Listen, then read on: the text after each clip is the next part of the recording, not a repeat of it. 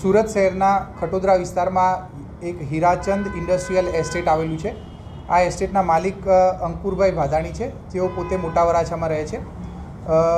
Police તરફથી થયેલા સૂચનો અને તેમની પોતાની સતર્કતાના ભાગરૂપે એમને પોતાના શોરૂમ ફેક્ટરીમાં સીસીટીવી કેમેરાઝ લગાવેલા હતા। આ હીરાચંદ ઇન્ડસ્ટ્રીયલ એસ્ટેટમાં એમનું બાથરૂમ ફિટિંગના જે નળ વગેરે આવતા હોય છે એમનો પોતાનો શોરૂમ છે। આ સીસીટીવી કેમેરાના ઇન્ટરનેટ કનેક્શન ઉપરથી મોબાઈલ પર એમનું ફૂટેજ એમને મળતું હોય છે અને ગઈકાલે રાત્રે લગભગ 11:30 વાગ્યાની આજુબાજુ તેમણે પોતાના ફૂટેજ પર દેખાયું હતું કે કોઈ ચોર ઈસમ ગેરકાયદેસર રીતે એમના પ્રિમાઇસીસમાં ઘૂસેલો છે અને ચોરી કરવાની ઈરાદાથી જ અંદર આવેલું હોય છે એવી હિલચાલ ઉપરથી એને જણાતું હતું।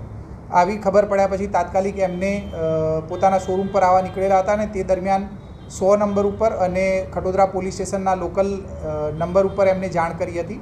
પોલીસને જાણ થતાં જ તાત્કાલિક ખટોદરા પોલીસ સ્ટેશનનો ડિસ્ટાફ અને પોલીસ વેન વગેરે તાત્કાલિક જગ્યા ઉપર પહોંચી ગયા હતા અને ફરિયાદી અંકુશભાઈ પોતે શોરૂમ પર પહોંચે એના પહેલાં પોલીસે ત્યાં ચારે બાજુથી એના શોરૂમને કવર કરી અને જે વ્યક્તિ અંદર ઘૂસેલો હતો એને જગ્યા ઉપરથી જ રંગે હાથે પકડી પાડ્યો હતો। પકડી પાડી અને એની પાસેથી શોધખોળ કરતાં એમની પાસેથી થેલામાં આ શોરૂમમાંથી ચોરાયેલા 5 નળ, એની કિંમત 20,000 રૂપિયા થાય છે અને શોરૂમના ટેબલમાં પડેલા સેમસંગ મોબાઈલ જેની કિંમત 5,000 રૂપિયા થાય છે એ એના થેલામાંથી મળી આવી હતી। આમ આ શોરૂમના માલિક પોતાની સતર્કતા, એમની ત્વરિત એમના કંઈ એવું શંકાસ્પદ લાગ્યું એની પોલીસને જાણ કરી અને પોલીસ દ્વારા ખાસ કરીને ખટોદરા પોલીસના ડિસ્ટાફ દ્વારા તાત્કાલિક આ બાબત ઉપર એક્શન લઈ અને જગ્યા ઉપરથી જ આ એક ચોરને રંગે હાથે પકડી પાડી અને ખૂબ જ સરાહનીય કામગીરી કરેલી છે।